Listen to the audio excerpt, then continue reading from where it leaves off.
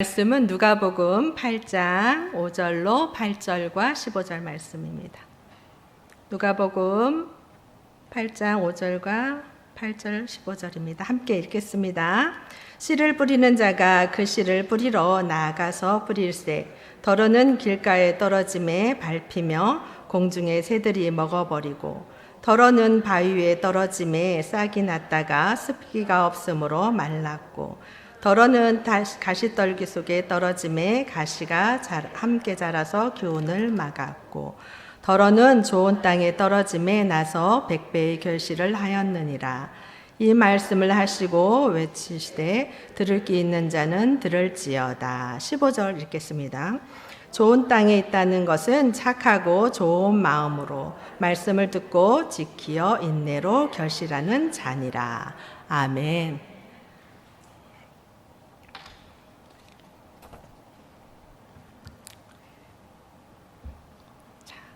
오늘은 이제 특강입니다.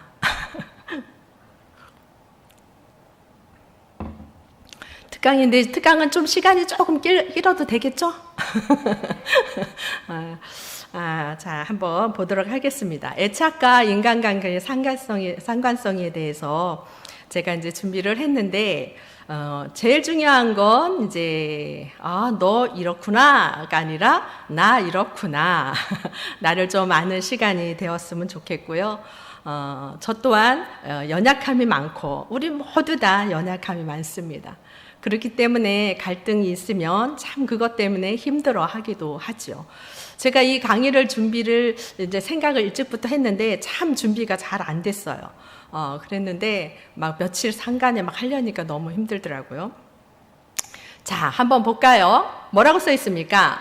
환경의 중요성에 대해서 이렇게 써 있습니다.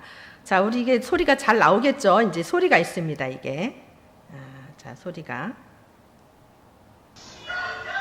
들리나요? 아이고, 이게 닭소리인데 개가 무슨 소리를 하고 있어요, 지금? 개가 한번 다시 들어볼까요?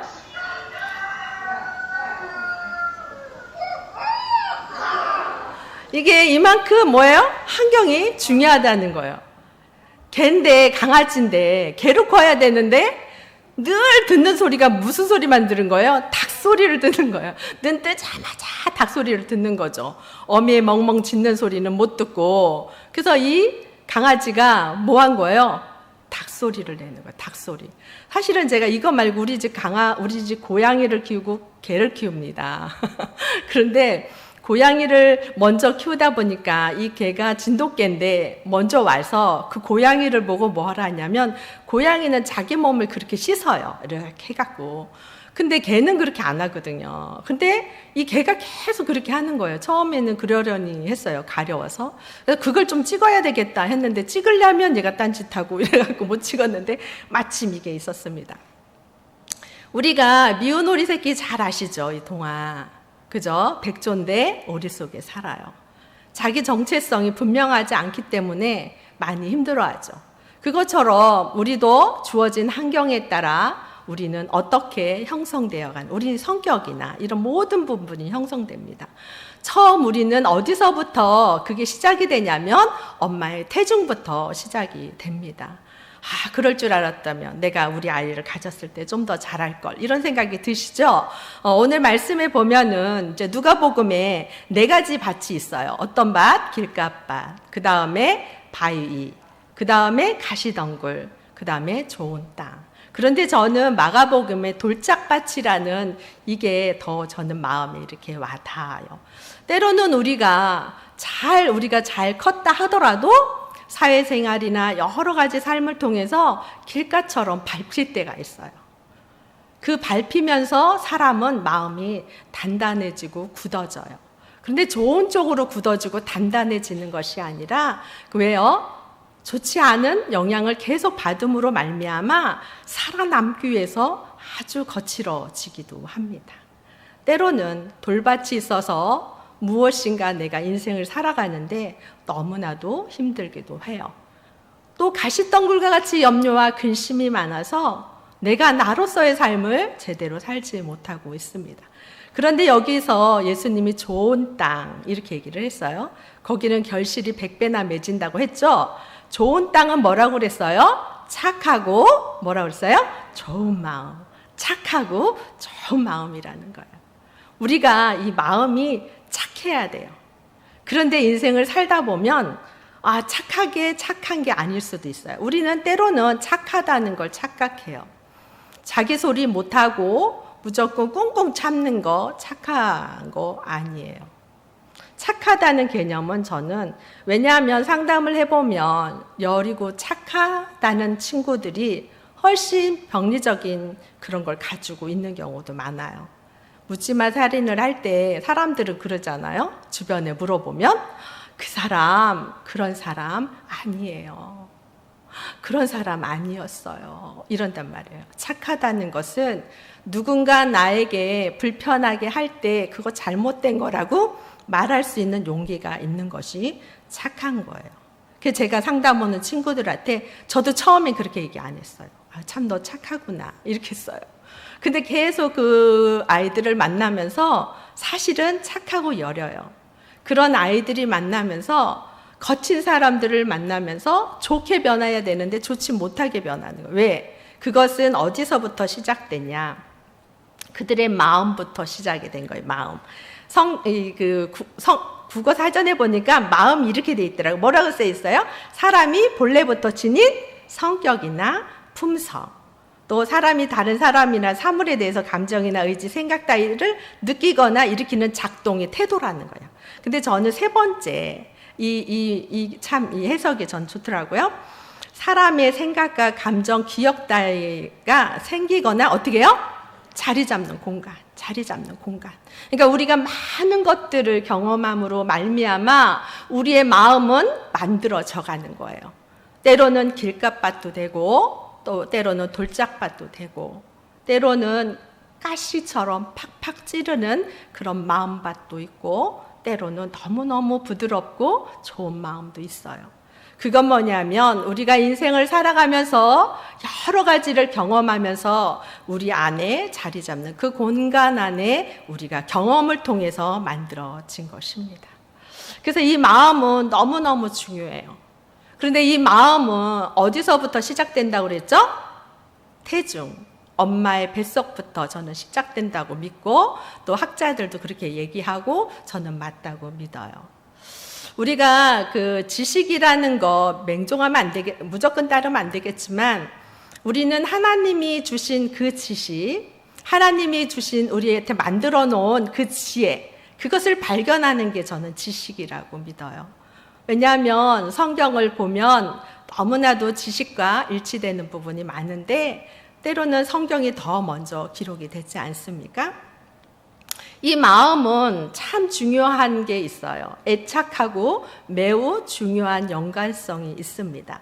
이것도 영상이에요. 한번 잘 보시기 바랍니다. 해리 할로라는 사람이 있었어요. 그는 원숭이의 두뇌를 연구하기 시작했지만 시간이 지날수록 격리된 새끼 원숭이들이 우리 바닥을 덮는 수건에 집착하는 것을 알게 됩니다.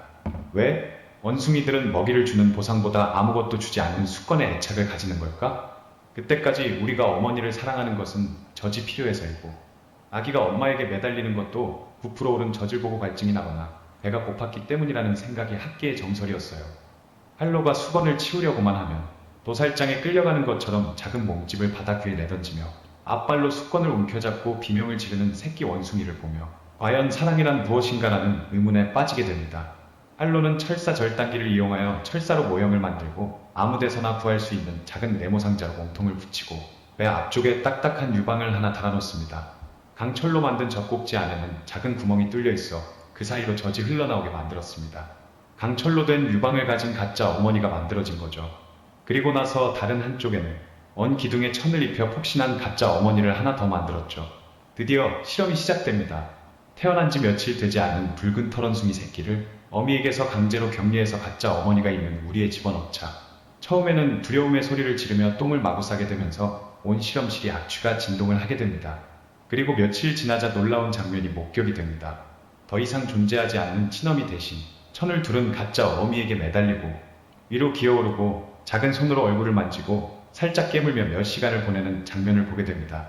배가 고플 때만 강철 유방 어미에게 갔다가 어기를 채우면 다시 말랑말랑한 천 어미에게 달려갔던 거죠. 이 실험을 통해 할로는 사랑이 입맛이 아닌 스킨십으로부터 자란다는 것을 입증했습니다. 어미의 젖이 메말랐을 때도 새끼는 예전과 다름없이 어미를 사랑했던 거죠. 결국 모든 상호작용은 초기에 형성되는 접촉의 재현이자 복습이었던 거죠. 할로의 연구팀은 스킨십이 주는 편안함을 사랑의 본질적인 요소로 파악을 합니다. 그 외에도 몇 가지 요소가 존재하는데 가령 움직임이라든지 얼굴 표정도 영향을 미쳤다고 해요. 그런데 새끼 원숭이들이 성체가 됐을 때 짝짓기를 거부한다거나 자해를 하는 등 자폐증과 같은 증상을 보이게 됩니다. 연구팀은 다시 실험에 들어가게 되죠. 이번에는 인형처럼 가만히 있는 천 어미가 아닌 움직이는 천 어미를 만들게 됩니다. 그리고 하루 30분 동안 살아있는 원숭이들과 놀 수 있게 해주자 새끼 원숭이들은 완전히 정상적으로 성장을 합니다. 스킨십, 움직임 그리고 놀이가 영장류의 성장에 반드시 필요한 조건이라는 결론을 내리게 됩니다. 자, 이거 보면서 가장 가슴 아픈 부분이 어디인가요? 저는 그 새끼 원숭이에게 천을 빼앗으려고 할 때 그 몸이 막 오그라들어서 막 어떻게 할지 몰라 하는 그걸 볼 때마다 저는 참 마음이 아프더라고요. 왜냐하면 이 원숭이는 단번에 그렇게 하지 않았을 거예요. 그 빼앗김이 반복되면서 무엇을 좌절을, 박탈을 당하는 경험을 한 거죠. 그러니까 차디찬 그 철사가 너무 싫은 것이에요. 자기는 그 따뜻한 폭신폭신한 그 수건에서 자기의 안정감을 느끼고 있었는데 그 실험하는 그 박사가 계속 빼앗아 가니까 그게 반복된 거예요. 처음에는 그러려니 했겠지만 여러 번의 반복을 통해서 그 새끼 원숭이에 뭐가 있다는 거예요? 박탈이 생기고 두려움, 차갑다, 무섭다. 그러니까 죽음과 직면하는 것을 경험합니다. 애착은 엄마의 존재가 너무나도 중요해요. 그리고 엄마가 아이에게 주는 이 스킨십은 너무 중요해요. 저는 이 스킨십이 참 중요하다고 생각을 합니다. 이 스킨십이 발달되지 않으면, 그게 엄마로부터 공급받지 않으면 우리가 일상생활, 사회관계, 또 부부관계, 또 문제를 일으킵니다. 아까 나왔죠. 성체가 되었을 때 그들이 짝짓기를 못한다는 것이. 뭔지 아세요? 그가 따뜻한 엄마같이 가짜 엄마지만 천이 따뜻함은 줬지만 뭘 안 준 거예요? 진정한 스킨십이 없고 놀이가 없고 소통이 없었던 거예요. 그 다음에 자기 그 또 다른 원숭이를 넣어줬을 때 뭐죠? 서로 부둥켜 안고 장난치면서 뭐가 생긴 거예요? 스킨십이라는 것을 경험한 거예요. 그래서 우리 아이들이 점점 잔인해지는 것이 뭐냐? 저는 제 논문에도 그런 얘기를 썼지만 모성의 박탈입니다. 모성. 우리가 물질의 풍요로움 가운데 우리는 무엇을 박탈당하느냐? 모성을 박탈당하는 거예요. 그러니까 우리 엄마들이 활동하고 활동 안 할 수 없죠. 그죠? 그러나 엄마들이 활동함으로 말미암아 아이에게 무엇을 박탈시키느냐? 모성, 안정기죠. 그 불안할 때 내가 뛰어갈 수 있는 거. 아까 원숭이가 어떻게 했죠? 공포를 줄 때 천인 가짜 엄마한테 막 붙잖아요. 그건 뭐냐면은 안전하다고 느끼는 거예요. 거기가 가장 안전하다. 근데 아기나 아이들은 누가 가장 안전하냐? 엄마가 가장 안전한 것이에요. 그러니까 요때 발달되어야 될 이 애착이 발달되지 않으면 우리의 인생에 많은 것을 가지고 누려도 항상 내면의 공허함과 외로움과 감당할 수 없는 그 내면의 갈등으로 참 힘들어합니다. 이 해리 할로우 이 박사가 이것을 이제 연구를 했는데 이는 이 연구에 평생을 매달렸어요. 왜 그가 그 평생을 매달렸을까요? 사랑의 본질이 뭐냐? 사랑의 본질이. 그걸 증명하다가 이 사람은 죽은 사람이에요. 근데 이 증명을 하기 위해서 점점 잔인해집니다. 새끼 원숭이에게 공포도 주고 송곳으로 찌르는 고통도 줘요. 그때 그 원숭이가 어떤 반응을 보이는지. 그리고 천인 그 가짜 엄마 그 원숭이에다가 바늘을 다 꽂아 놓는 거예요. 그러니까 그 아이가 어때요? 공포를 줄 때마다 계속해서 그곳을 가는 거죠. 근데 끝내는 그 바늘에 박혀 있는 그것에 이제 찔려서 끝내는 이제 죽는 그것까지. 그 뭐냐면 일단 이 아이들은 그렇잖아요. 아이들이 가정 폭력을 당해도 여기가 안전해라고 합습되면 그곳을 떠나면 죽는 줄 압니다. 그거랑 마찬가지인 거예요. 근데 이 해리 할로우 박사는 평생에 이제 우울증으로 이제 살았는데 어렸을 때부터 이제 부모가 매우 엄격한 그런 가정에서 자란 사람이에요. 사랑이라는 걸 경험하지 못했고 아버지 또한 실험 박사였는데 실패 본 사람. 엄마는 매우 경직되어 있는 사람, 엄한 사람. 그러니까 뭐가 있겠어요? 남편이 제 기능을 못하면 엄마는 어떻게 해요? 그거 어디다 풀어요? 안 해보셨습니까? 안 해보셨습니까? 자식들한테 건강하시군요, 전부 다. 자식들한테 한 번씩 막 하잖아요. 그래서 참 대단한 연구를 한 거죠, 이분이. 근데 이분은 가정도 그러니까 깨어졌어요. 나중에 가정도 깨어지고 연구실에 있다가 그렇게 이제 삶을 마감을 했는데. 여러분 이 사람이 왜 이것에 이렇게 집착을 하면서 연구를 했을까요? 결핍이에요. 결핍. 여러분 우리가 결혼 생활에서 결핍을 메꾸기 위해서 얼마나 역기능적인 행동을 하는지 몰라요. 많은 경우 있습니다. 무의식 중에 그걸 하고 있는 거예요. 무의식 중에. 근데 우리가 결핍을 인정하면 되는데 인정하고 싶지 않고 내가 그 결핍 때문에 불행하다고 느끼니까 완전하게 만들기 위해서 노력을 하지만 그것은 잘 되지 않습니다. 그러니까 우리가 그것을 인정하고 나를 보는 것이 되게 중요하더라고요. 저도 오랜 시간이 흘러서 그죠? 20몇 년이 흐른 후에 지금이야 이렇게 하지만 저도 신혼 초에 막 병원 참 많이 다녔습니다. 왜 이렇게 아팠는지 몰라. 병원을 그러니까 승질머리가 있어서 승질대로 못 사니까 그러는지 많이 아팠습니다. 많이. 약이 막 이렇게 쌓이고. 그런데 제가 아프다 보니까 관심이 있는 거죠. 사람들은 왜 이렇게 힘들어 하는 걸까? 왜 행복하지 못하는 걸까? 그죠? 그러나 만족하고 완전한 건 없습니다. 나를 좀 더 알아가는 게 매우 중요하죠. 근데 우리의 마음의 형성에 따라 평생 우리 인생을 좌우한다는 것이에요. 결혼 생활, 모든 인간관계를 영향을 주고 있어요. 우리가 보니까 요 그림에 이렇게 하트에다가 마음 아픈 게 있잖아요. 요게 어느 책자에서 제가 이렇게 인터넷에서 한 건데 요새는 저작권이 있어서 제가 이렇게 막 쓰지만 참 조심스럽게 이렇게 하고 있습니다. 그런데 이 그림을 그린 사람이 뭐라고 노숙자예요. 노숙자인데 노숙자가 다시 어떤 활동을 할 수 있도록 해주는 희망 인프라라는 그런 데서 어떤 집단 상담이나 뭘 하면서 그린 것 같아요. 근데 이 그림을 그린 사람이 글에 뭐라고 써져 있냐면 자기가 가장 후회하는 것이 결혼했다는 걸 후회한다. 이렇게 얘기를 하더라고요. 결혼한 걸 자기는 후회한다. 그게 자기가 불행해서 후회하는 게 아니라 내가 온전하지 못한데 누군가의 한 인생을 내가 망쳐놓은 것 같아서 제가 결혼을 안 하고 그냥 내가 이대로 그냥 혼자 이렇게 살았으면 얼마나 좋았을까요? 이런 글이 있더라고요. 참 가슴 아픈 거잖아요. 어떻게 보면 이 사람도 마음이 건강하고 튼튼했다면, 그죠? 그러나 모든 결혼 생활이 완벽할 수는 없어요. 항상 행복할 수는 없단 말이죠. 그 안에서 인내하고 견디는 게 참 필요한데, 내 마음밭이 어떠느냐가 되게 중요한 것입니다. 내 마음밭. 나는 어떠한 부모하고의 애착 관계를 통해 나는 형성됐는가. 이게 되게 중요해요. 그리고 부모하고의 그 애착은 다른 사람하고의 인간관계에 매우 상관성이 있습니다. 매우. 저는 생각해보면,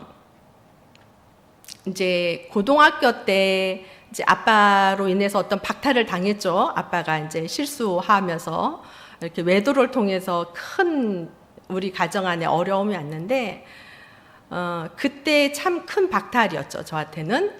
그런데 생각해보면 참 스킨십은 많았던 것 같아요. 이렇게 잘 때 맨날 밤마다 우리가 오남매였거든요. 안약을 다 넣어주고 이렇게 장난을 많이 치고 이렇게 지냈어요.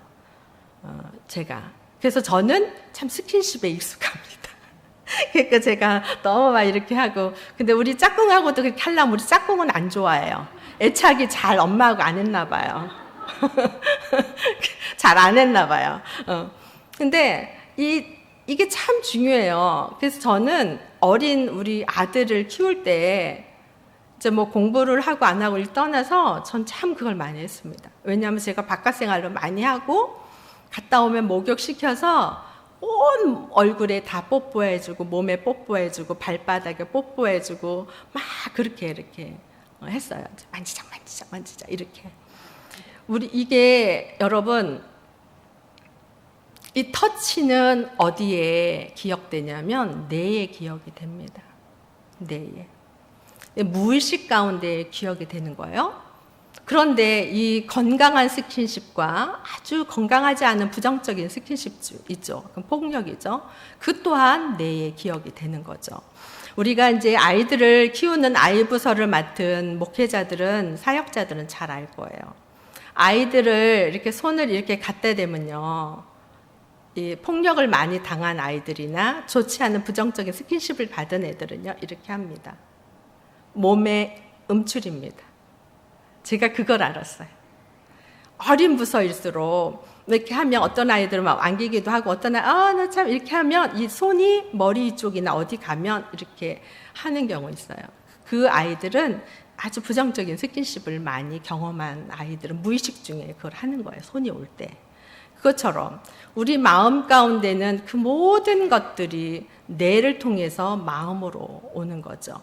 그래서 이 마음의 전문가인 스티븐 핑거 하버드대 박사, 이분도 논문을 많이 쓰고 책을 참 많이 쓰신 분인데 뇌 활동에 대해서 많이, 그러니까 뇌에 대해 연구를 하는데 그러면서 마음에 대해서 연구를 하셔요. 그러니까 뇌의 활동은 어디서 하냐면 마음에서 한다는 것이에요.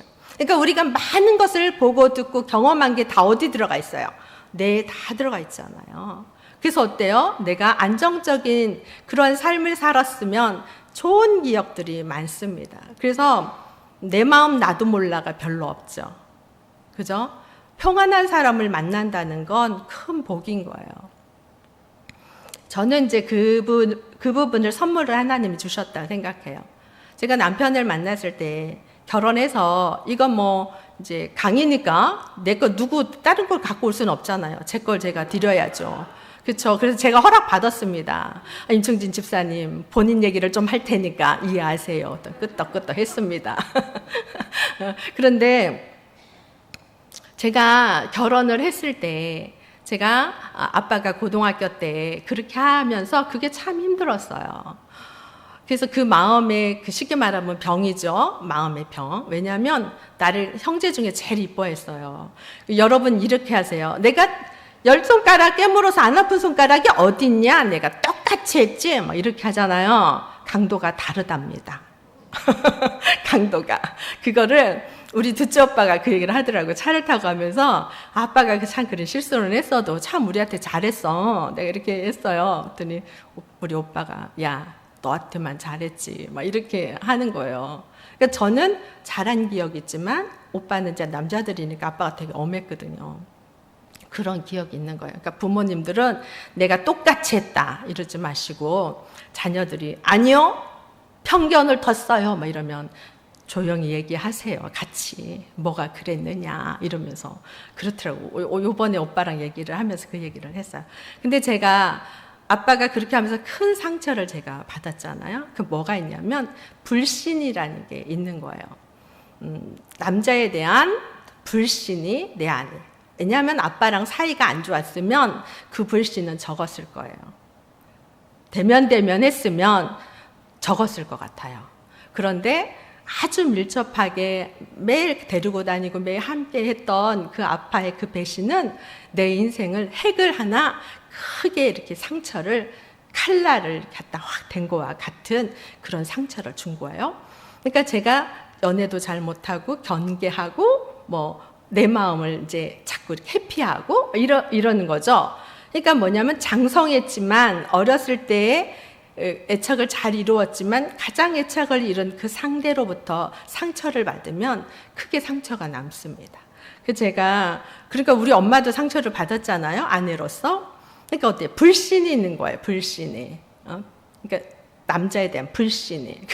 우리 임충진 집사가 좀 늦게 들어오니까 야, 어디 가서 안 들어온다, 이 말이 제가 어느 날 아주 힘들게 제 마음에 이렇게 자리를 잡는 거예요.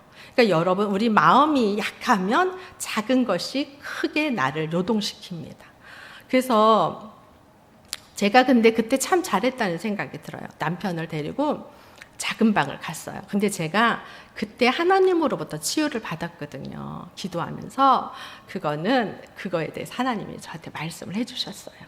그래서 그게 저는 아무렇지도 않았어요. 용서는 안 됐어요, 아빠에 대해서 잘. 그런데 그게 내 인생을 뒤흔들 만큼 되지는 않았어요. 남편을 데리고 작은 방에 가서 얘기를 했어요. 제가 알다시피 저는 마음에 병이 있습니다. 근데 이 병을 고쳐줄 사람은 당신밖에 없다. 어디 갔다 왔느냐? 이렇게 물어봐. 어디 갔다 왔느냐?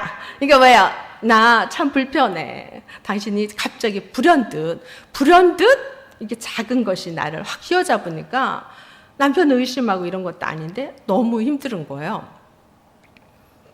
그때 남편이 저를 데리고 갔던 곳을 가서 확인을 시켜줬는데 그때 그 순간 제가 참 비참하면서도 고마웠어요. 내가 너무 비참하고 남편도 얼마나 이 여자가 왜 이럴 거 아니에요. 근데 저를 데리고 그 앞에까지 갔는데 못 들어가겠더라고. 남편 얼굴에 먹칠하는 거지. 그래서 됐습니다. 아니라고. 끝까지 가야 된다. 그래야지 괜찮습니다. 데리고 갔는데요. 제가 그때 이제 사장님한테 사장님 제가 좀 그래서 확인 좀 하려고 왔습니다. 이렇게 해서 했더니 그때 이제 대학 강의 나갈 때니까 교수님 와서 자꾸 이렇게 왔습니다. 이렇게 하는 거예요. 제가 참 고마운 건 그 내 마음의 상처가 남편을 통해 많이 치유가 됐습니다. 이걸 제가 얘기하는 건 무엇이냐면 우리가 마음 안에 자리 잡은 것, 경험에 의해서 마음이 상처받은 것, 이것이 치유가 필요한데 우리가 부모로부터 좋은 애착을 가졌다는 건 큰 자산을 가진 거예요. 그런 사람은 마음이 넓어요. 좁지가 않아요. 넉넉히 받아들일 수 있어요. 이건 잠벌비가 이걸 연구를 했는데 그 프로이드가 워낙 강력한 심리학계에는 아주 대거기 때문에 이 사람은 뭐 약발도 못 썼던 사람인데 최근에 이분의 아주 이론이 매우 아주 이렇게 유용하게 쓰이고 있습니다. 근데 참 맞다고 봐요. 그러니까 부모로부터 아주 건강한 정서적 유대 관계를 잘 맺은 사람은 어떠한 큰 사건이 일어나도 잘 또 회복을 해요. 그죠? 완전한 나락으로 떨어지지 않는다는 것이 이 초기 애착이라는 건 매우 중요하다는 거죠. 때로는 그 애착이 주 양육자라고 해요. 엄마가 만약에 내 어떤 이유로든 그 엄마가 키울 수 없는 환경이 주어질 때 있잖아요. 그러면 대리인이 키우잖아요. 그 사람을 주 양육자라 합니다. 그 주 양육자하고 아주 밀접한 관계를 잘 맺으면 그 아이의 내면의 프로그램은 아주 건강한 단단한 그런 마음을 가진 거예요. 여기다가 관계의 집을 짓는 거예요. 이게 매우 중요하죠. 저도 중간에 큰 스크래치가 났지만 건강하게 회복할 수 있고 할 수 있는 건 뭐냐면 기본 베이스에 아빠하고의 관계, 애착 관계가 잘 이루어졌기 때문이에요. 그래서 여러분 우리가 이 애착 이론에 대해서는 이분은 정신분석가이면서도 정신과 의사예요. 이게 본성이라는 거예요. 인간의 본성. 이 핵 아주 중심이 되는. 그러니까 이것이 자기 심리학자 코엇은 자기라고 해요. 이게 파편화, 깨어져 있는 상태. 그러니까 우리가 완성되지 않는 상태로 우리가 마음이라는 밭의 모양을 그냥 갖고는 태어나지만 이것이 완성되지 않는데 이 학자 말고 자기 코앗이라는 자기 대상의 그 학자는 이렇게 엄마가 보고 이렇게 주고받으면서 상호작용, 공감을 잘 받으면 이 자아, 자기로서의 그 에너지를 갖고 살 수 있는 자기의 에너지를 매우 건강하게 만들어 간다는 것이에요. 근데 이 초기 애착이 잘 이루어지지 않는 때는 정신적 질환의 원인이 되기도 합니다. 그러니까 마음이 단단한 사람 있잖아요. 많은 위기를 겪어도 단단한 사람. 근데 부모하고 그것을 했다 하더라도 인생을 살아가면서 매우 아주 밀착하게 잘 애착을 맺을 수 있는 그 대상을 만나면 획득된 애착을 이루면, 안정된 그걸 이루면 건강하게 산다는 것이에요. 그래서 왜냐하면 상담을 받을 때도 상담자가 내면이 약하면 내담자고 뒤 휘둘려서 못 고칩니다. 단단해야, 왜냐하면 엄청난 많은 문제를 갖고 오는데 단단해야 그 사람하고의 상호작용을 통해 그 사람의 마음이 단단하고 건강해질 수 있도록 피드백을 해주고 길잡이를 해줘야 되는 거거든요. 그렇게 상담가하고도 잘 오랫동안 애착을 맺으면 신뢰관계가 쌓여지는 거예요. 사람하고의 관계가. 그래서 애착의 핵심은 뭐예요? 눈 마주침과 신체적 접촉. 아까 얘기했죠? 이거는 어렸을 때 이 신체적 접촉은 차후의 인생을 살아가면서 부부 관계 안에도 매우 밀접한 관련을 두고 있습니다. 여러분, 제가 이렇게 강의를 하다 보면 제가 이제 다문화 가정, 국제 결혼한 부부 이렇게 강의를 합니다. 했을 때 이렇게 보면 딱 앉아 있습니다. 앉아 있으면 제가 스킨십을 참 많이 시켜요. 그 스킨십을 딱 하는 거 보면 압니다. 그리고 강의 딱 듣는 거 보면 저 부분은 살겠다 못 살겠다 웬만큼 나와요. 참 신기하더라고요. 그게 참 신기해요. 예전에는 몇 년 전에는 어때요? 나이 차이가 엄청 많아서 돈을 주고 아내를 데려오다시피 했잖아요. 국제결혼에. 지금은 그렇지 않아요. 최근에는 젊은 부부들도 국제결혼 진짜 많이 해요. 그럼 달라요. 이게 하는 동안에 그 어떤 프로그램을 하든 안으라 하든 하든 하면 다릅니다. 근데 젊은데도 안 하는 사람은 안 해요. 그러니까 이게 어렸을 때의 부모와의 관계가 너무너무 중요해요. 너무너무 중요해요. 그래서 저는 우리 부모님, 엄마들이 이제 일을 많이 하잖아요. 그래서 누가 이제 많이 키워줘요? 할머니, 할아버지가 많이 키워주잖아요. 근데 이제 제가 이제 오해는 하지 마십시오. 누구를 선정해서 하는 거 아닙니다. 절대. 제 거 막 주잖아요. 제 거 막 주잖아요. 근데 엄마에게 꼭 애착을 이루도록 붙여줘야 돼요. 그러니까 우리가 어쩔 수 없이 엄마가 오랫동안 나가 있으면 36개월까지가 가장 중요한 애착 시기예요. 이때도 주 양육자가 만약에 할머니라 하더라도 이후에 엄마하고의 이 연계점, 애착을 이룰 수 있는 이 자리를 잘 만들어주지 않으면 그 아이는 마음의 집이 흔들려요. 왜냐하면 평생을 그 애를 데리고 키울 수 없잖아요. 보내잖아요. 보내면 이 아이는 어디에 애착이 이루어졌냐면 할머니, 할아버지한테 이루어졌습니다. 그래서 이 아이 내면에는 할머니, 할아버지가 부모예요. 마음의 부모. 근데 엄마도 얘를 안 키웠으니까 에너지가 훨씬 힘들죠. 조금만 힘들어도 힘들어하는 거예요. 왜냐하면 아이의 기질이라는 게 있잖아요. 키우면서 그 아이를 본단 말이에요. 그러니까 그 엄마하고도 만들어줘야 되는데 이제 어느 정도 컸으니까 이제 너 엄마 데려가 키워라 이렇게 많이 하잖아요. 애따 데려가 키워라 이제. 나도 힘들다 이렇게 하잖아요. 그런 게 아니라 교차점을 잘 이루어서 그 아이가 엄마를 많이 만날 수 있도록. 근데 되게 웃긴 게 뭔지 아세요? 이 심리예요, 심리. 이 아이를 내가 데리고 오래 키웠어요. 그러면 안 주고 싶어 합니다. 이게 희한합니다, 그게. 이게 잘 안 나갑니다. 이게 가야 되는데, 이게 쑥 뺏어가려면 이게 뺏어가는 것 같아갖고 막 이렇게 합니다. 이게 어디서 하냐? 마음에서 하는 거예요, 마음에서 애착이 이루어져갖고. 그래서 그 아이한테 잘 애착이 이루어지도록 해줘야 되는 건 엄마, 아빠예요. 엄마, 아빠. 그래야 그 아이가 청소년기를 잘 거쳐서 정말 건강하게. 할머니, 할아버지는 뭐예요? 주 양육자가 아니라 보조가 돼야 돼요. 보조가. 힘들어도. 그래서 엄마, 아빠가 많이 그 아이하고 접촉도 많이 할 수 있도록 그걸 해줘야 돼요. 그래야 그 아이가 장성해서요. 이 마음의 공허함이 없어요.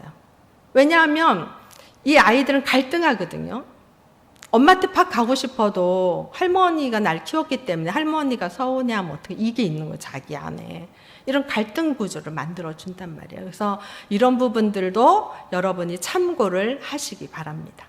그래서 이 피부의 굶주림이라는 시드니 사이먼 이분도 이 스킨십이 부재에 대해서 되게 많이 합니다. 이거는 대물림이 돼요. 제가 이제 오산교에서 아기학교를 했어요. 몇 년간. 저는 스킨십을 참 많이 시킵니다. 아이야. 근데 어떤 아이가 너무 똑똑해요. 너무 똑똑하고 빨리빨리 습득하고 잘해요. 그런데 항상 그 아이는 웃는 거예요. 다른 사람한테 와서. 근데 엄마랑 같이 해야 되는 프로그램인데 그러니까 그 아이는 잘하니까 어떻게 해요? 선생님들이 와우 너무 잘한다고 막 칭찬하고 이래요. 이게 뭐냐? 거짓 자기가 생기는 거예요. 가짜 자기. 타인으로부터 인정과 사랑을 받아서 자기를 공급하는 거예요. 그 나중에 제가 가만히 그 아이를 지켜봤어요. 그러니까 엄마한테 안 가더라고요. 엄마도 그 아이를 안 아는 거예요. 그래서 내가 그 엄마한테 그 아이 안으세요. 네, 이렇게 안으세요, 어머니. 안고 오늘 뽀뽀합니다. 안고 귀에다 대고 찬양합니다. 뭐 이렇게 해줘요. 안 하더라고요. 근데 물어봤어, 제가 나중에. 근데 그 아이를 안 안았다는 거예요. 스킨십을 자기는 너무 싫어한다는 거예요. 그래서 그 아이를 안지를 않았다는 거예요. 그거 안지 않으면 어떻게 그 아이 어떻게 키워요? 엄마인데 그 애가 지금 3살인데 3살이 넘었는데 그러니까 너무 예쁘고 그러니까 뭐냐 그런 아이들은 뭐냐면 가짜 자기를 만드는 거예요. 사랑을 받기 위해서 가짜의 자기를 만드는 거죠. 그러면 어때? 그런 사람은요 어떤 현상들이 일어나냐면 가족하고 친밀감을 못 맺습니다. 가족하고 친밀감을 못 맺고 다른 데 간 친밀감 잘 맺습니다. 이건 뭐예요? 거짓 친밀감. 거짓 친밀감이에요. 애착은 어디에서 잘 봐야 되냐면 애착을 잘 이루었는지 안 이루었는지는 집안에서 보면 되는 거예요. 집안에서 그 사람이 애착을 잘 이루었나 안 이루었나는 가장 가까운 사람한테 보면 되는 거예요. 남하고는 아니에요. 이 애착을 말하는 거. 그러니까 그 기본 베이스는 집에서 잘 이루어야 되는 거예요. 그런데 이것이 집에서는 잘 못하는데 남한테는 엄청 잘하는 사람 있잖아요. 남한테 엄청 잘해요. 집에 와서는 안 해요. 부부간에 그런 것도 안 해요. 이거는 밀접한 관계를 맺을 거를 못한 거예요. 그러니까 해피형일 수도 있고 불안형일 수도 있고 양가 여러 가지 이제 나오는데 그런 겁니다. 그래서 우리가 여기서 스킨십은 대물림이에요. 엄마가 그거를 안 받았으면 아이한테 못하는 거예요. 잘 안 하는 거예요. 그러니까 여러분 부부간에 또 손자 손녀 엄마 자녀들한테 얼마 전에 저희 아들을 보고 이제 컸잖아요. 20몇 살 돼서 이제 요새는 한 번도 이렇게 이제 못된 거 이상하잖아요. 그 내가 이제 혼자 있는데 아들 왜 이러냐고 막 이러더라고. 그거 깜짝 놀랐습니다. 아이고 뭐 탁 쳤네. 깜짝 놀랐네. 내가 너무 뭐 지나가면 안 되잖아요. 그러나 중요한 거는 아이들도 이게 되게 필요해요. 여러분 그래서 이게 제가 이제 연구가 박사 논문이 뭐냐 성중독이에요. 이 성중독에 이 아주 중요한 게 있어요. 스킨십의 부재예요. 가짜 스킨십을 원하는 거예요. 가짜 스킨십. 그걸 사랑으로 여기도 이게 이 박사도 이게 나오잖아요. 성과 사랑의 혼돈을 일으키는 거예요. 사랑하고 성하고는 다른 거거든요. 사랑에서 스킨십 하는 거하고 어떤 욕구에서 스킨십 하는 건 다른 거거든요. 그러니까 스킨십을 받지 못한 부재를 일으키는 사람들한테는 이런 현상들이 많이 일어난다는 것이에요. 그래서 생후 1년 동안에 매우 중요하고 그때 6살까지 그 아이를 잘 만져주고 이렇게 하지 않는다면 아이들은 건강하게 자라지 못한다는 것입니다. 여러분 이게 성격도 스킨십도 성격에도 우리 이제 개나 고양이도 마찬가지예요. 잘 어루만져 주면 순합니다. 이렇게 개 고양이도 여기 보면 이게 여기 잘렸는데 제 이제 모습에 이제 그 밑에 뭐가 있냐면 이거 신문에서 제가 오린 거예요. 67년간의 행복한 결혼 생활한 그 노부부에 대해 한 거예요. 그런데 이게 아마 스킨십에 관련된 것 같아요. 왜냐하면 양쪽으로 이렇게 있는데 제가 이제 스킨십에 이건 느끼는 했지만 잘 보세요. 젊은 날에 아내와 손을 꼭 붙잡고 있어요. 그런데 이분들이 결혼 생활을 몇 년 했냐면 67년 했어요. 67년. 그런데 젊은 날 나이 먹은 이 모습 별로 변한 게 없는 거예요. 여러분. 그러니까 이게 참 중요한 거거든요. 인생을 살아가는데, 아이를 키우는데, 부부가 함께 하는데, 우리가 믿음의 사람들 안에서 이거 되게 중요해요. 잘못된 스킨십은 안 되죠. 큰 거죠, 그거는. 그래서 우리가 거짓된 스킨십은 잘못됐지만 우리 현대인들에게 굶주림이 있대요. 어떤 거? 대화의 굶주림. 그 다음에 접촉의 굶주림. 부부가요, 성관계 잘 안 한대요. 여러분 프로그램에 그거 많이 나오죠? 젊은 애들이 부부관계 안에서 나쁜 버릇이 있는 경우 많습니다. 나쁜 버릇이. 이건 뭐냐면 아주 일찍부터 박탈당해서 오는 거예요. 우리는 뭐를 잘하면, 공부 잘하면 최고로 치잖아요. 지적인 수준이 낮은 사람들은 알코올 중독, 다른 중독이 많대요. 지적인 수준이 높은 사람은 어떤 중독이 많은지 아세요? 성중독이 많습니다. 지위가 어느 정도 있는 사람들. 그게 연구 결과예요. 성중독이 많아요. 우리 아이들도 많이. 여러분, 그래서 이 부모의 그 애착의 부재, 스킨십의 부재, 함께 소통하는 부재가 우리 아이들을 병들게 한다는 것이, 우리 아이들을. 애착은 엄마의 존재가 매우 중요하죠. 생존과도 매우 관련이 있어요. 이거는 엄마는 곧 안전기지인 거. 엄마는 기지야, 기지. 내가 위험할 때 뛰어가는 곳, 위험할 때 피난할 곳이 엄마인 거예요. 그러니까 엄마하고 어떤 상호작용을 잘하느냐에 따라 그 아이의 인생이 달라질 수 있습니다. 여러분, 이 신문에 이것도 이제 제가 본 건데 다 안 보이죠? 뭐냐면 뭘로 보여요? 강아지가 웅덩이를 파고 들어가 있는 거예요. 이걸 보면서 뭘 느끼세요? 완전한 박탈을 당한 거예요. 주인이 이사를 갔는데 자기를 버리고 간 거예요. 근데 이 강아지는 그거 모르는 거죠. 주인이 올 거라 생각하고 거기 기다린 거예요. 기다려도 안 오고 기다려 안 오니까 너무 두려운 거예요. 웅덩이를 파고 그 안에 들어가는 거예요. 인간으로 치면 이 박탈당하는 사람들은 뭐에 많이 빠져요? 중독에 많이 빠져요. 깨어져 있는 자아를 갖고 있기 때문에 스스로 자기를 버틸 수가 없는 거예요. 그러니까 웅덩이가, 이 친구의 이 웅덩이는 뭐야? 안전기죠. 엄마가 생존을 지켜줄 수 있는 안전기저 역할을 하는 게 이 웅덩이에요, 웅덩이. 근데 이 웅덩이는 우리 인간으로 치면은 뭐냐? 중독행위예요. 때로는 어떤 사람은 알코올에 중독될 수 있고, 여러분 관계도 중독됩니다. 사람을 만나는 것도 중독이 돼요. 내가 건강한 사람은요, 혼자 가만히 있을 수 있어요. 매일매일 만나서 누군가 수다를 떨지 않아도 내가 불안한 상황을 직시하고 나를 볼 수 있는데, 그게 너무 두려운 사람은 집에 가만히 못 있어요. 쇼핑도 중독이에요. 이거 하나의 이 불안하고 관련이 되게 있는 거거든요. 자기 욕구를 채우고자 하는. 그 웅덩이를 파고 들어간 것처럼 이 개가, 사람은 중독 현상을 통해서 자기의 생존, 불안을 완화시키려고 하는 어떤 행위들을 한다는 거죠. 여러분, 안전애착은 마음의 토목공사. 여러분, 그 롯데월드 타워 봤죠? 막 100몇 층 막 졌잖아요.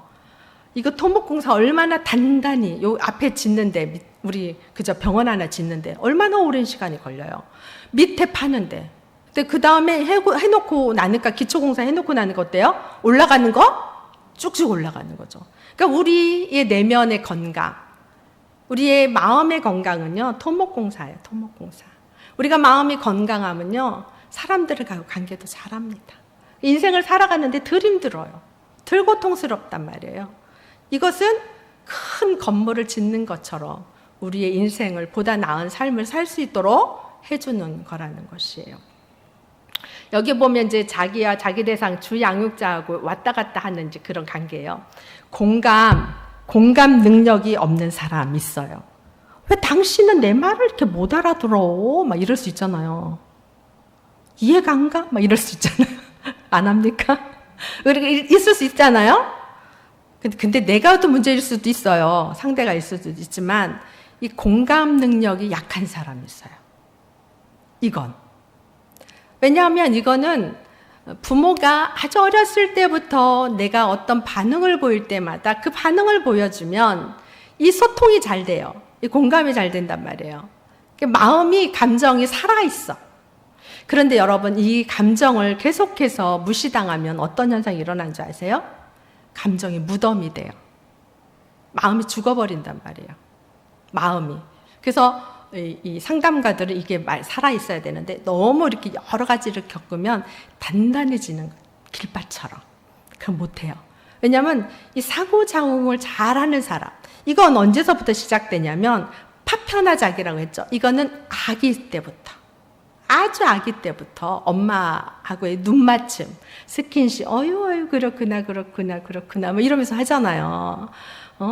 여러분, 하죠? 하잖아요. 이제 다 커서 이제 없네. 이제 손자, 손녀한테 하겠네요. 그죠? 아우, 이쁘다, 뭐 이러면서 하잖아요. 어때요? 이 언어도요, 이 언어의 억양이 있잖아요. 이것도 말이에요. 말의 색깔이란 말이에요. 그거 보면 이 사람이 나한테 친절한지 안 친절한지 다 알잖아요. 그것처럼 애기도 다 아는 거예요. 엄마가 나를 좋아하는구나. 엄마가 날 싫어하는구나. 이런 거 안단 말이죠. 그것을 계속해서 어때요? 자기 마음 안에 그걸 담는 거죠. 이런 공감을 잘 받은 사람은 적절하게, 건강하게 무조건 공감만 받는다. 그럼 뭐 어때? 자기애가 생겨서요. 결혼 생활하는데 엄청 힘듭니다. 자기애가 강한 사람 있잖아요. 그죠? 뭐든지. 그러니까 아빠가 딸은 잘해줘야 돼. 아빠가 딸 가진 사람은 아빠가 잘해줘야 돼요. 아들 가진 사람은 딸도 엄마가 더 잘해줘야 되는데 왜냐하면 아빠랑 비슷한 사람을 만나요. 왜 그런지 아세요? 이 내면에 아빠하고 소통하는 것이 생겨요. 무언의 언어가 생겨요. 여러분 코트도 우리한테 옷을 입을 때 아무리 좋은 옷을 줘도 나한테 안 맞으면 벗잖아요. 이 사람이 정말 이 사람한테 좋은 사람인데 어디에 익숙하냐? 내면에 프로그램 짜여 있는 것에 익숙합니다. 그래서 그런 거 있잖아요. 같은 줄기에 같은 호박이라고 이렇게 옛말에 약간 다르기는 말했지만 그죠? 그게 뭔지 아세요? 내가 누군가를 선택해서 실패를 봤어. 근데 나를 잘 파악하지 못하면 또다시 실패 봅니다. 왠지 아세요? 내 내면의 모뎀이 그래요. 누군가를 선택하는데 그렇다는 거예요. 그래서 자기를 알고 자기를 이해하는 건 너무 중요한 겁니다. 자기를 알아간다는 거. 그래서 이렇게 만약에 공감을 받지 못한 경우는 어떠냐면은 내적 공허감이 되게 많아. 내적 공허감. 그리고 외로움이 많은 사람 있잖아요. 늘 외롭고, 늘 허전하고. 그런 사람 있어요.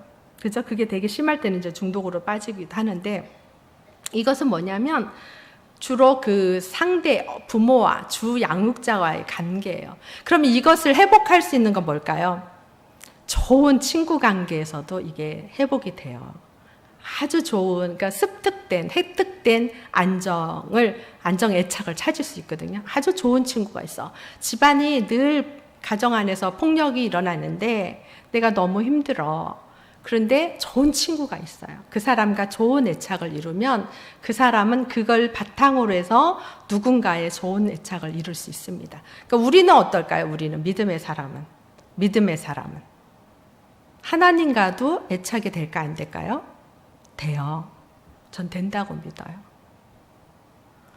왜 그러냐면 하나님도 인격을 갖고 있기 때문이에요. 저는 하나님 안에서 참 치료가 많이 됐어요. 하나님 안에서 나의 마음을 보고 나의 상태를 보고 내 가정 안에서 일어난 것들을 보고 이러면서 뭘 하냐면 하늘 아버지 앞에 이렇게 맡기는 거죠. 맡기고 기도하고 이런 가운데 뭐예요? 피드백을 받는, 공감받는 거죠. 하나님이 뭘로 공감해 줄까요? 우리에게 뭘로요? 말씀으로 공감해 줍니다. 말씀으로. 그 경험해 보셨죠? 마음이 너무 아파요. 그러니까 우리가 내 부모는 내가 선택하지 못했잖아요. 내 환경을 내가 선택하지 못했잖아요. 그럼 항상 그렇게 불행하게 살아야 되나요? 그건 아니란 말이에요. 믿음의 사람에게 가장 복은요, 자기 대상, 아주 높은 이상화된 자기 대상이 하나님이에요. 하나님 앞에 우리 것을 내어놓을 수 있는 용기가 있다면 우리의 내면 밭은 좋은 밭이 돼요. 좋은 밭이. 그것을 누가 하냐? 하나님과 나와의 관계 속에서 하나님이 주신 말씀을 가지고 살면서 그게 내 삶 가운데 성취되는 과정 속에서 뭐예요? 아, 정말 하나님이 살아 계시는구나. 맞다. 하나님이 내 형편, 처지 다 아는구나. 이러면서 뭐냐면 하나님과 아주 깊은 애착을 이루는 거예요. 공감을 받는 거예요. 여러분, 이거 저는 있다고 믿습니다. 왜냐하면 제 인생을 저는 하나님 안에서 참 치료를 많이 받았어요. 그래서 우리가 중요한 건 그런데 마음이 너무 아픈 사람은 신앙이 잘 안 자라요. 참 가슴 아픈 거.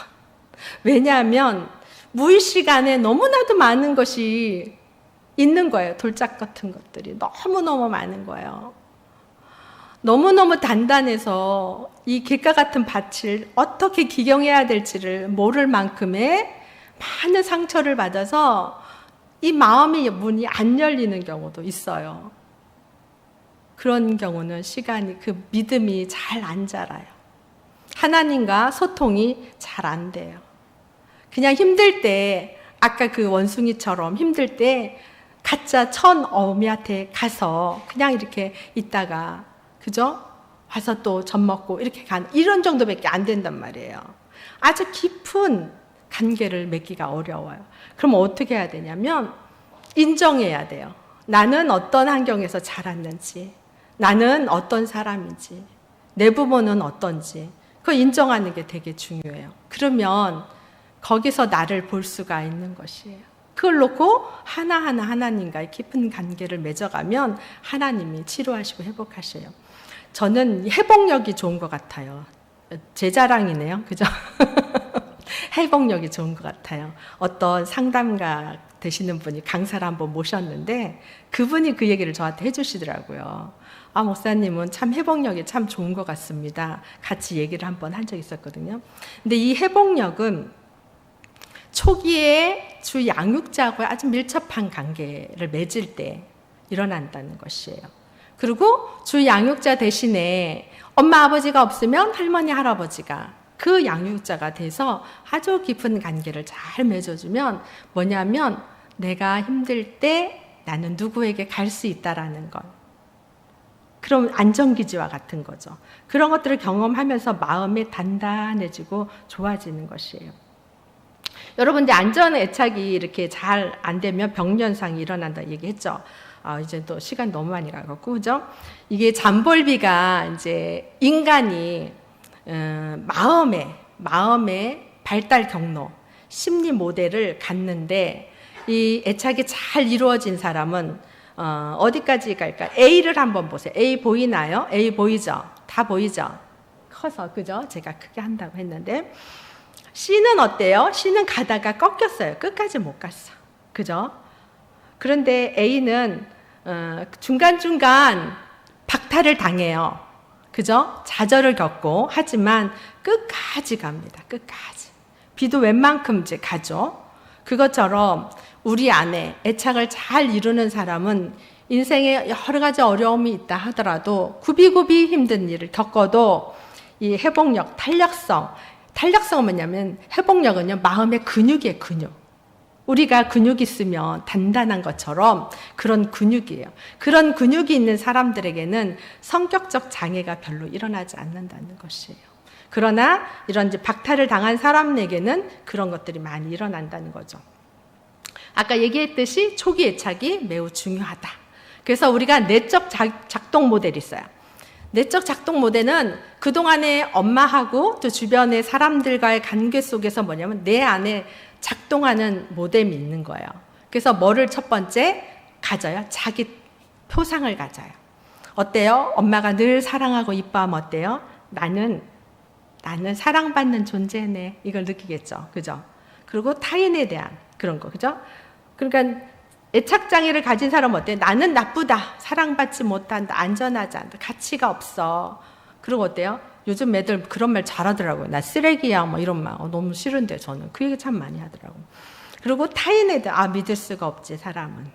안전하지 않아. 나를 이해하지 못하네. 이런 표상을 갖는다는 거예요. 근데 안정적인 애착을 가진 사람은 왜? 나는 좋아.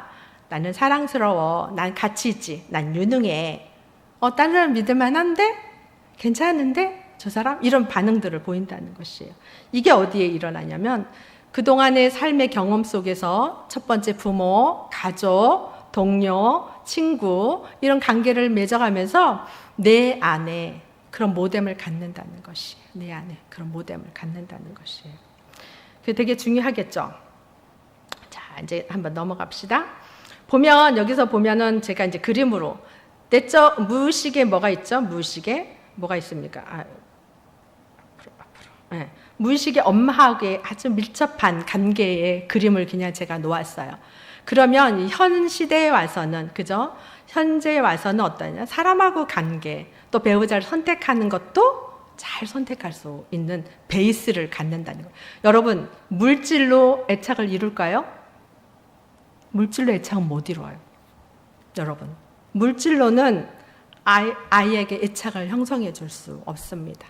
그러니까 내가 출생해서 불안전 애착을 갖냐, 안전 애착을 갖느냐에 따라 불안정 애착은 낮은 자존감을 갖고 안정 애착은 높은 자존감을 가져요. 그래서 스트레스가 있을 때도 잘 그 완충작용을 한다는 것이에요.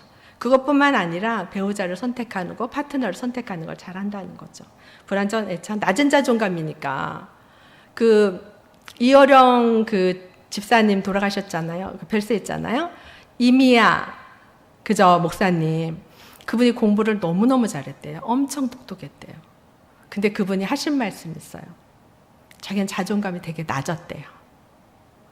항상 아빠는 바빴대요. 문을 열면 항상 책을 보고 있었대요. 자기는 눈길도 안 줬대요. 그래서 공부를 잘하면 아빠가 좋아할 줄 알고 공부를 엄청 했다는 거예요. 엄청. 근데 그 얘기 듣는데 되게 가슴 아프더라고요. 그렇게 똑똑한. 그래서 그분이 어떤 사역하고 갔어요? 청소년 사역하다 갔어요. 진짜 청소년 사역 진짜 열심히 했거든요. 그러니까 우리가 부모로부터 받는 이 애착, 부모가 없다면 또 주 양육자인 할머니, 할아버지 아니면 좋은 친구들한테 회복될 수 있고 가장 좋은 것. 우리 믿음의 사람에겐 이 작업을 해야 돼요. 믿음의 사람은 꼭 하나님과 건강한 애착을 맺는 훈련을 해야 돼요. 누구한테 말하고 싶지 않은 비밀스러운 거 있잖아요. 있단 말이에요. 그거 하나님 앞에 내어놓고 하나님 앞에 기도하면서 하늘 아버지께서 그 반응해 주시는 거, 공감해 주시는 거, 터치해 주시는 거, 그거를 경험해야 돼. 그래야 내가 건강하게 살 수 있어요. 목회자들도요, 안 건강한 사람 많습니다. 저도 안 건강하거든요. 많습니다. 물음표 됩니다. 물음표. 네. 제가 그래서 참 그런 많습니다. 왜요? 인간인지라. 하나님 안에 우리가 해결해야 될 것들이 필요해요. 그래야 보다 나은, 더 풍성한 하나님이 주신 사역을 잘하죠. 나라는 전에는 어떤 환경에서 자랐는가? 이거 매우 중요해요. 나를 먼저 이해해야 돼. 나는 어떤 환경에서 자랐지? 한번 생각해 보세요. 오늘 가서 나는 어떤 환경에서 자랐지? 부모님과 나의 관계는 어땠지? 가족 안에 난 어떤 역할을 했지? 저는 가만히 생각해 보면 우리는 대가족에서 살았거든요. 할머니, 할아버지, 4대가 이렇게 살았었어요. 근데 아빠한테 되게 애교를 많이 떨고, 그리고 집안일을 많이 하는 그런 역할들을 해결사, 아빠 좀 그렇게 할 때도 제가 해결사 역할을 했거든요. 그거 아픈 거더라고요. 그런 거 시키면 안 돼요. 자식들한테. 아셨죠? 자식들한테 너무 힘든 거 시키면 안 돼요. 그리고 가족은 나는 어떤 역할을 했는가. 그리고 부모님의 부부관계. 이건 되게 중요해요. 부모님의 부부관계가 어땠나? 나의 형제관계는 그러면서 나를 보는 거예요. 나를 보는 거예요. 그 가족 안에 영웅도 있고요. 희생양도 있습니다. 역기능 가정에는 꼭 희생양을 만듭니다. 왜? 기능이 돌아가려면 누가 희생이 돼야 돌아가요. 만약에 아빠가 화를 잘 내. 그 어떻게 해요? 화바지가 필요해요. 화바지가. 근데 엄마가 세.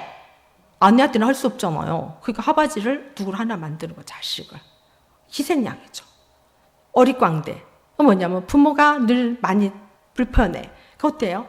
애교를 떨어서 뭔가 해결하려고 하는. 그리고 또 왕자 공주가 있죠. 엄마가 너무 공주과야. 왕자처럼 키우려고, 공주처럼 키우려고. 이거 엄마가 아픈 거거든요. 엄마에게 나는 공주가 돼야 되고 왕자가 돼야 되는 거야. 이런 자녀도 있을 거고. 잊혀진 아이. 있을까요? 없을까요? 있어요. 이름 한번 불러주지 않은. 근데 내가 환청 듣는 애가 하나 있어요. 상담하면서. 자기 이름을 항상 부른다는 거예요. 근데 환청이더라고, 그게. 잊혀진 아이가 있단 말이에요. 실행가, 뭔가 행동해야 되는 거. 이 실행가는요, 직장에서도 실행가 합니다. 불안해 못 있어요, 가만히. 뭔가 일어나야 돼, 해야 되는데. 이런 것처럼. 자친 적는가, 성자, 복합적인 역할을 하는. 이거 보는 거예요. 그러면서 어때요? 부모, 가정환경, 외부 환경, 또래 집단. 이러면서 나의 성격이 이렇게 형성되고 내 마음밭이 형성이 되는 것이에요. 기질이 있어요. 타고난 기질. 닮은 거 있잖아요. 우리 아들은 외향 저를 닮았어요. 아빠는 아이거든요. 거기다 이제 성격적인 거, 인성적인 거 이렇게 있단 말이에요. 그러니까 제가 아마 아이였으면 우리 아이가 힘들었을 것 같아요. 제가 이잖아요. 엄마가 성격이 급하잖아요. 그럼 아이가 힘듭니다. 왜? 조금 늦게 하는 애들이 있어요. 느릿느릿하는 애들. 근데 이런 애들은 엄마가 이렇게 세거나 행동가면 어떤 현상이 일어나면 해피형이 나옵니다. 해피형 애착을 이뤄. 해피형 애착. 피하는 거예요. 불안형 말고 피하는 거. 무조건 피하는 거예요.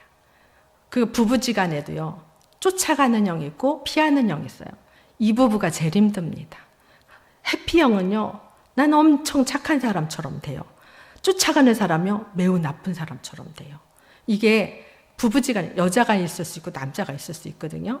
그거는 자란 환경 안에서 그렇게 형성이 된 거예요. 이해를 해야 돼. 그것도 하나의 그 사람이 살기 위해서 생긴 방어기제인 거예요. 방어기제. 그래서 성인의 차, 이제 너무 시간이 가서 이제 그만해야 되겠어요. 그죠? 이 또한 똑같이 안정해차, 해피해차, 무시해차, 양가해차, 집착해차 이게 있어요. 어쩌면 안전해착은 뭐냐면 내가 그를 원할 때 그가 그곳에 있을 거야. 그러니까 부부지간에도 안전한 거야. 내가 이렇게 할 때 저 사람은 그렇게 있지. 연애를 할 때도. 내가 이렇게 전화할 때 언제든 내가 만날 수 있고 그렇기 때문에 내가 쫓아가지 않고 내가 불안하지 않아도 되는 거예요. 그런데 제일 안 좋은 게 뭔지 아세요? 해피형은 어떤 형이냐면 자존감이 낮아요. 상대가. 자존감이 떨어져. 내가 뭔가 하려고 하면 자꾸 회피해. 그러면요, 내가 문제했나? 처음에는 화도 내고 막 이래요. 그러다가, 내가 문제했나? 이런 형은요, 상대가 자존감이 많이 떨어집니다. 그러니까 빨리 알아야 돼. 부부지간에도 남편이 막 회피하고 막 그래. 내가 막 이상한 사람, 아니요. 그러니까 내가 또 너무 쫓아가면 안 돼. 내가 불안형이면 엄청 쫓아다녀, 막. 그럴 필요가 없어. 그러니까 그거를 알아야 돼, 부부지간도. 곤치려고 하지 마세요. 잘 안 곤쳐져요. 저도 안 곤쳐지고 우리 임충진 집사님도 안 곤쳐져요. 그러니까 그 적당한 선을 긋고 살아요. 이렇게. 그러니까 적당한. 서로 알아야 되는 거예요. 근데 지금 나이 먹어서까지도 곤치려고 싸우거든요. 그죠? 조금 이제 내려놓을 거 내려놓으셔야 돼. 알아야 돼. 그러니까 양가 감정. 그가 같이 있으면 싫지만 그가 없이는 살 수가 없어. 이건 막 매우 골치 아프죠. 그죠? 그가 있는 것은 싫지만 또 그가 없이는 또 살 수가 없어. 막 지지고 볶고 엄청 싸워서 막 어떻게 해라 막 이렇게 해놓고 또 가면 또 왜 그렇게 하냐고. 여자들 좀 더 많이 그렇게는 하는데 이렇게 한단 말이에요. 이거 머리 아프죠. 이런 집착형들이 있습니다. 여러분 너무 많이 했는데 자 여러분 처음에 이 애착은 친구 관계, 그 다음에 연인 관계, 그 다음에 결혼의 배우자, 그 다음에 결혼해서, 그 다음에 노년, 중년, 노년까지. 저희 마지막 사진을 참 좋아합니다. 부부 강의할 때 꼭 이 마지막 사진을 놓습니다. 마지막 사진이 뭐냐면 노년에 함께 이렇게 입맞춤, 가벼운 입맞춤이에요. 우리 인생은 완벽한 사람이 없어요. 완전한 사람이 없어요. 다 연약한 부분이 있는 거거든요. 그 곤치려고 너무 하면 시간 낭비하지 마시고 그 사람도 그 사람 나름대로 인생을 살면서 어렵게 살려고 살아남느라 그렇게 된 거니까 이해하시면서 서로가 보도가 가면서 그런데요 부부가 평생 함께 잘 가면요 부부가 뭐를 이룬다? 부부 애착을 이룹니다. 부부 애착을 이루는 거예요. 그 애착 가운데 자란 환경 안에서 이루어진 그 애착 때문에 힘듦이 있어요. 그러나 다시 한번 그것을 완전 리셋할 수는 없지만 내면의 움직임을 잘 파악하면서 잘 하면서 맺어간다면 좋은 애착을 갖고 살 것입니다. 이렇게 방어 기제가 여러 가지가 있다고 이렇게 돼 있는데 여러분 조금이나마 나에 대한 창이 좀 열렸나요? 네, 조금이나마 여러분들을 이해하고 또 타인을 이해하며 좋겠습니다. 행복하게 잘 사시고 또 우리 손자 손녀 너무 내 손 안에 갖고 있으려 하지 마시고 도와줬으면 자 엄마한테 잘 접목시켜 주시고 또 부부가 또 결혼한 제가 이거 딱 하나 결혼한 부부가 있을 수 있어요. 자녀들은 어때요? 결혼하면서 뭘 이루어야 되냐면 애착을 이루어 가야 돼요. 그 애착을 이루는 데는 많은 갈등들이 있을 수 있어요. 그래서 그 갈등을 이루고 애착을 이루어 가는데 에너지를 참 많이 쓰거든요. 그래서 때로는 어른들하고의 그런 관계가 힘들 수 있어요. 그런 거를 우리가 좀 지혜롭게 알면 좋을 것 같다는 생각을 제가 했어요. 그래서 부부도 애착을 이루는 기간이 필요하고 에너지가 필요하다. 그래서 그런 것들을 시집장가 보낸 분들 있으면 그런 것도 좀 참고하시면 좋을 것 같습니다.